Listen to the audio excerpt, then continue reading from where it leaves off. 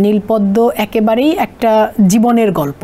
এই আন্তর্জাতিক চলচ্চিত্র উৎসবে দুটো প্রদর্শনী হয়েছে সিনেমাটির। দেশে হলে রিলিজ হয়ে গেলে সেই উৎসবে আর সিনেমাগুলো অংশগ্রহণ করতে পারে না। কোথাও না কোথাও গিয়ে আমরা দর্শক হিসেবে সেই গল্পটার সাথে নিজেকে খুঁজে পাই। যৌনকর্মীদের জীবনের গল্পে নির্মিত নীলপদ্ম সিনেমাটি প্রিমিয়ার শো হয়েছে 23তম ঢাকা আন্তর্জাতিক চলচ্চিত্র উৎসবে। ভালো রেসপন্স পেয়েছেন দর্শকে। প্রেক্ষাগৃহে সিনেমাটি দর্শক কবে দেখতে পাবে? আচ্ছা, ধন্যবাদ। হ্যাঁ, খুব ভালো রেসপন্স পেয়েছি। আমাদের এই আন্তর্জাতিক চলচ্চিত্র উৎসবে দুটো প্রদর্শনী হয়েছে সিনেমাটির। প্রিমিয়ার হয়েছিল জাতীয় জাদুঘরে, তারপরের প্রদর্শনীটি হয়েছিল নর্থ সাউথ মিলনায়তনে 19 তারিখে, শেষের দিন।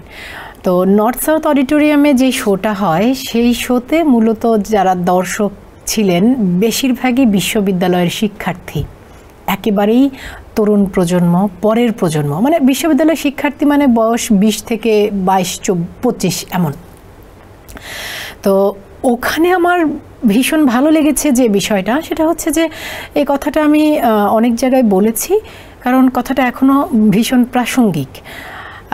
খুব জীবনধর্মী গল্পের ক্ষেত্রে, যেমন নীলপদ্ম একেবারেই একটা জীবনের গল্প, হ্যাঁ, তো খুব জীবনধর্মী বাস্তবধর্মী গল্পের সিনেমার ক্ষেত্রে এখন পর্যন্ত আমরা অনেক দর্শক তৈরি করে উঠতে পারিনি।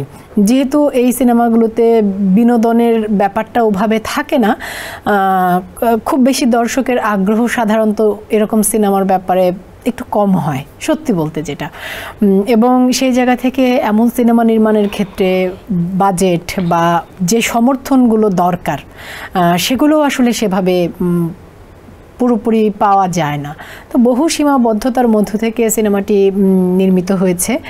তারপর ওই মিলনায়তনে যেই শোটি হলো, সেই শোর দর্শকদের তাদের এত ভালো প্রতিক্রিয়া, এটা আমার কাছে দারুণ লেগেছে যে যেই পেশাজীবী মানুষের জীবনের গল্প, সেই পেশাজীবী মানুষের জীবনের গল্পটা যে তরুণ প্রজন্মকে, পরের প্রজন্মকেও স্পর্শ করতে পারছে, তারাও যে গল্পটার সাথে একটা যোগসূত্র খুঁজে পাচ্ছে, হ্যাঁ, সেটা আমার কাছে ভীষণ ভালো লেগেছে। আর আমার সিনেমার পরিচালক তৌফিক এলাহি, তার ইচ্ছে আছে যে এই সিনেমাটি আরও কিছু আন্তর্জাতিক চলচ্চিত্র উৎসবে অংশগ্রহণ করবে। এবং কিছু আন্তর্জাতিক উৎসবের ক্ষেত্রে এমন ব্যাপার আছে যে দেশে হলে রিলিজ হয়ে গেলে সেই উৎসবে আর সিনেমাগুলো অংশগ্রহণ করতে পারে না।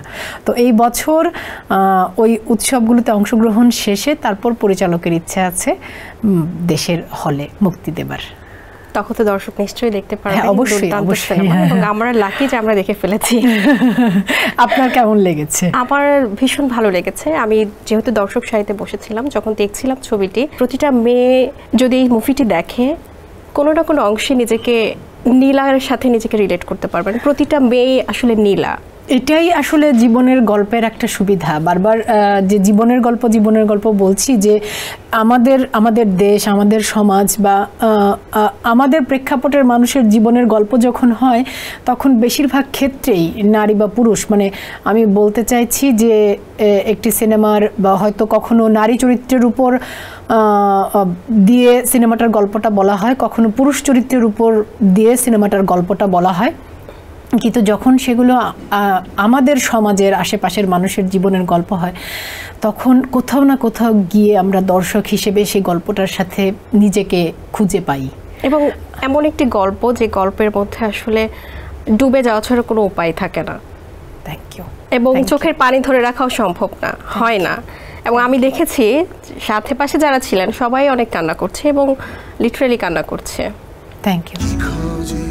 সেন্সেশন ক্লাসিক স্ট্রবেরি ও কফি ভ্যারিয়েন্টে